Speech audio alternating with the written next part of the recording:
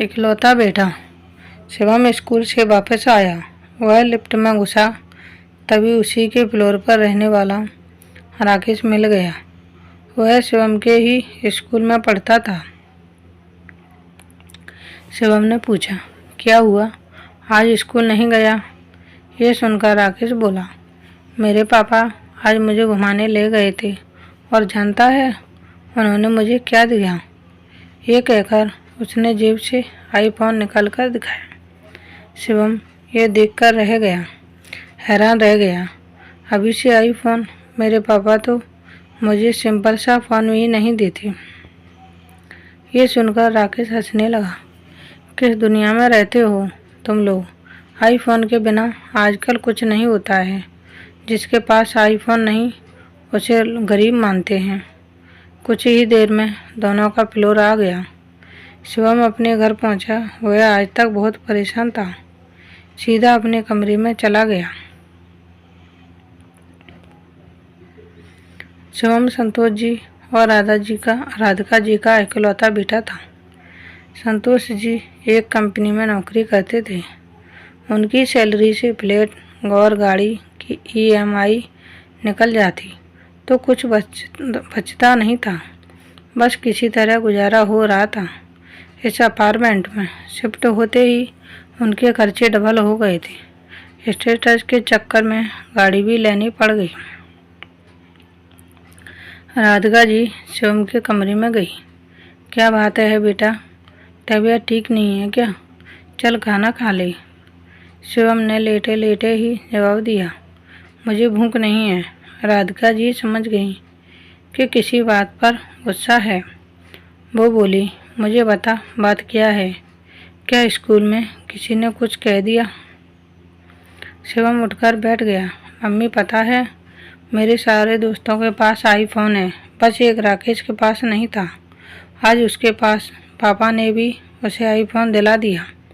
अगर गरीब बनकर रहना था तो यहाँ आने की क्या ज़रूरत थी? राधिका जी को एक बार तो बहुत गुस्सा आया, लेकिन फिर भी उन्होंने बात को संभालते हुए कहा, बेटा ऐसा नहीं कहते। तुझे पता है हमने कितनी मुश्किल से ये फ्लैट खरीदा है। उसकी EMI, गाड़ी की EMI, इसके बाद बहुत मुश्किल से घर का खर्च चल पाता है। शिवम रूठ कर बैठा था। वह बोला, बस यही सब बहाने लगाते रहो।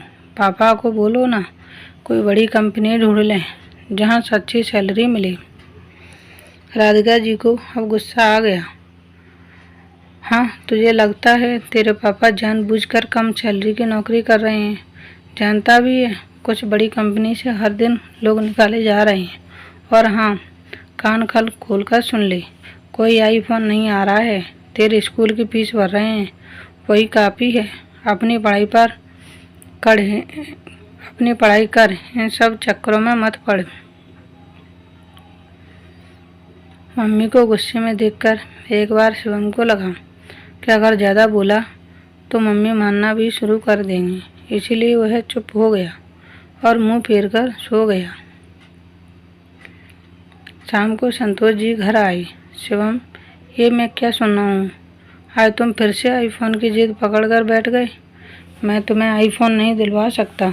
और हाँ, जब तुम स्कूल ख़त्म कर लोगे तो एक सस्ता सा फ़ोन तुम्हें मिल जाएगा।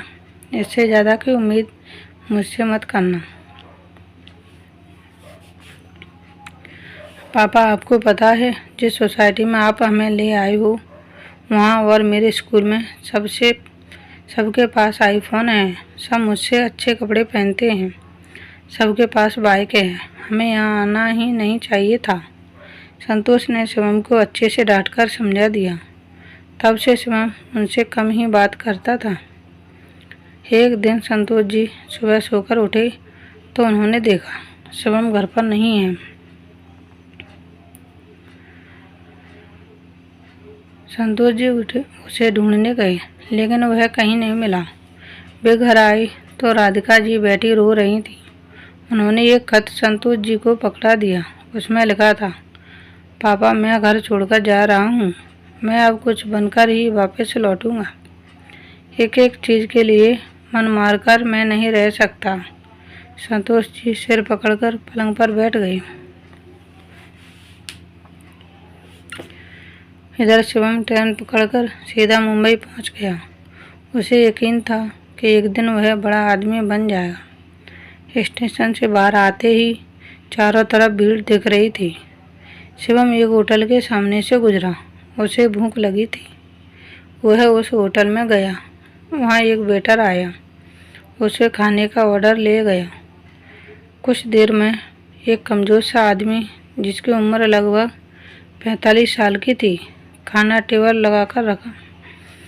शिवम खाना खाकर जब होटल के मालिक को पैसे देने गया तो उसने कहा, ये जो सामने आदमी है बहुत कमज़ोर है, इसे हटाकर किसी ढंग के मजबूत आदमी को काम पर रखो। ये क्या ही काम कर पाता होगा। बेटा, यह आदमी बहुत अमीर बाप की औलाद है, लेकिन आज से 20 साल पहले ये बात किसी बात पर अपने घर वालों से नाराज़ होकर यहाँ आ गया। बहुत ढूंढने के बाद भी जब इसे कोई ढंग का काम नहीं मिला तो पेट पालने के लिए ये हमारे यहाँ आ गया। कुछ साल बाद यह वापस घर गया, लेकिन तब तक इसके माता पिता इसे याद करते करते मर गए थे। सारी संपत्ति पर इसके रिश्तेदारों ने कब्जा कर लिया था। फिर यह वापस यहीं आ गया। तब से चुपचाप काम करता रहता है। शायद यह अपनी गलती का प्रायश्चित कर रहा है। होटल के मालिक की बात सुनकर शिवम के पैरों तले ज़मीन खिसक गई। उसने अपने पापा को फ़ोन किया। पापा, मुझसे बहुत बड़ी गलती हो गई। आपसे कभी कुछ नहीं मांगूंगा। मैं कल तक वापस आ जाऊंगा। संतोष जी ने पूछा, बेटा तू कहाँ है? मैं लेने आ रहा हूँ। नहीं नहीं पापा, बस मैं आ रहा हूँ कहकर शिवम ने फ़ोन काट दिया। रात की ट्रेन पकड़कर वह घर के लिए रवाना हो गया। जीवन का जो सबक जो उसके पापा ने उसे ना सिखा पाए, उसने ठोकर खाकर जान लिया था।